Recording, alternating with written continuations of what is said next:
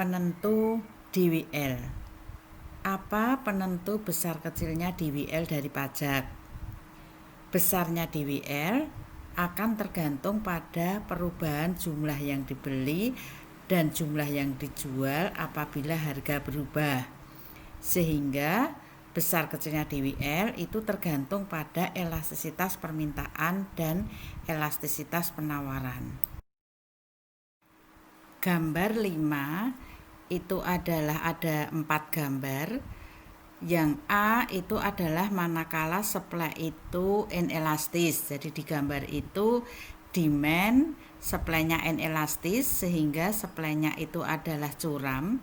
Sehingga kalau ada size tag sebesar tersebut di gambar, maka DWL-nya adalah area pink atau area pitch ya di gambar itu. Kemudian gambar yang B itu kalau supply-nya elastis, jadi demand-nya sama dengan gambar A ya, kecuramannya. Kemudian supply-nya elastis berarti dia akan landai. Dengan ukuran pajak yang sama, maka DWL akan menjadi daerah yang pitch ya, yang di gambar B itu. Kemudian yang C itu adalah demand-nya inelastis.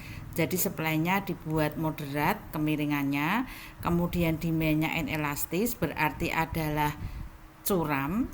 Maka dengan size tag yang sama, DWL-nya akan nampak di daerah pitch tersebut.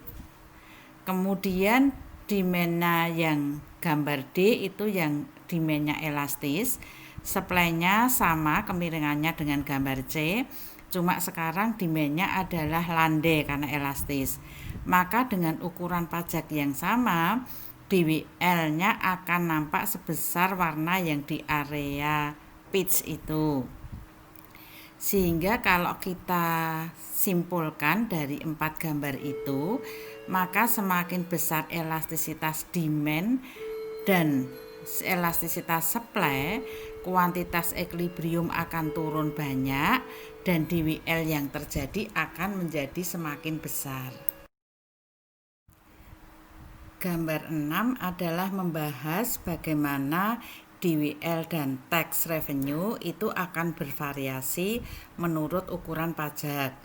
Jadi gambar A itu adalah small tax, gambar B medium tax, dan gambar C large tax. Jadi pada mulai di dalam gambar A dulu yang tax-nya itu adalah kecil, maka tax revenue-nya akan di area hijau, kemudian DWL-nya akan sebesar area peach ya. Kemudian kalau tax-nya itu ditingkatkan menjadi medium tax, maka di gambar itu akan nampak tax revenue-nya semakin besar, DWL-nya juga semakin besar ya di dalam gambar itu dibandingkan dengan gambar A. Gambar B dan gambar A akan nampak bahwa semakin tinggi pajak maka tax revenue-nya semakin besar, DWL-nya juga semakin besar. Kemudian kalau di pajaknya ditingkatkan lagi menjadi large tax di gambar C, maka akan nampak di situ tax revenue-nya semakin kecil tapi DWL-nya semakin besar ya. Bahkan besarnya itu lebih tinggi daripada ukuran pajaknya.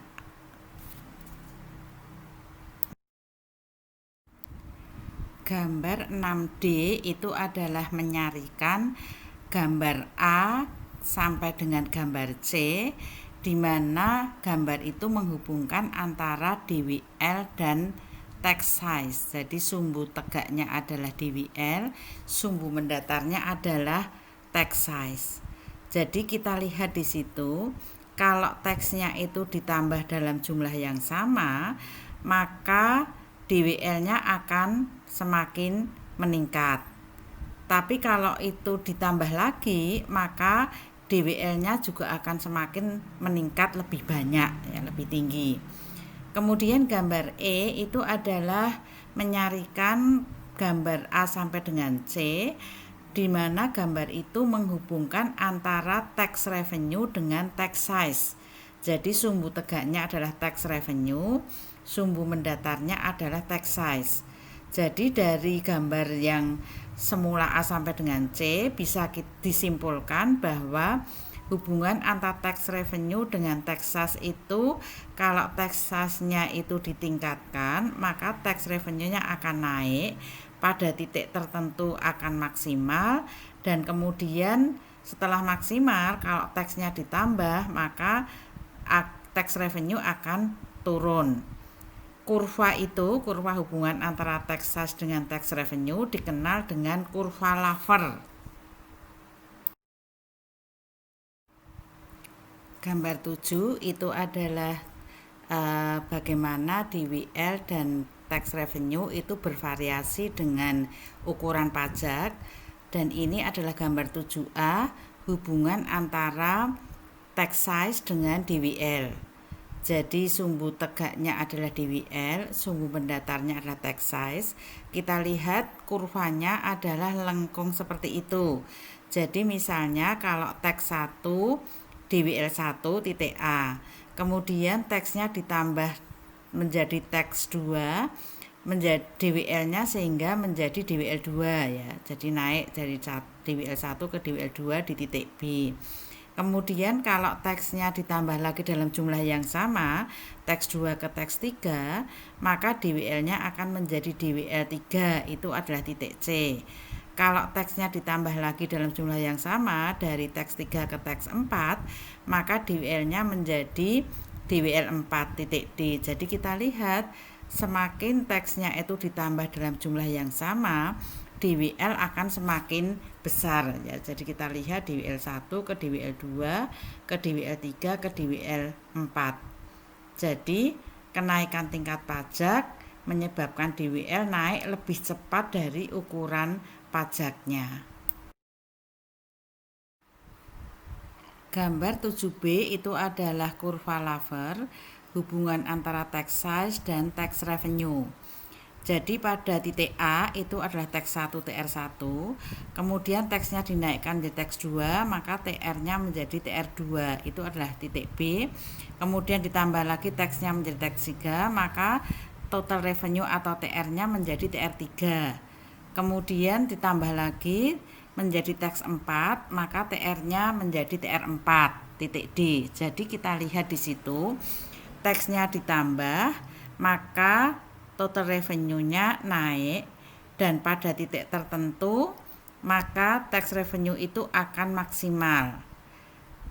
Kemudian setelah titik maksimal, kalau taxnya ditambah, maka total revenue-nya akan berkurang. Jadi dari titik A ke titik B maksimal di titik C, dan kemudian taxnya ditambah, maka akan menuju titik D. Jadi TR-nya malah kemudian menurun.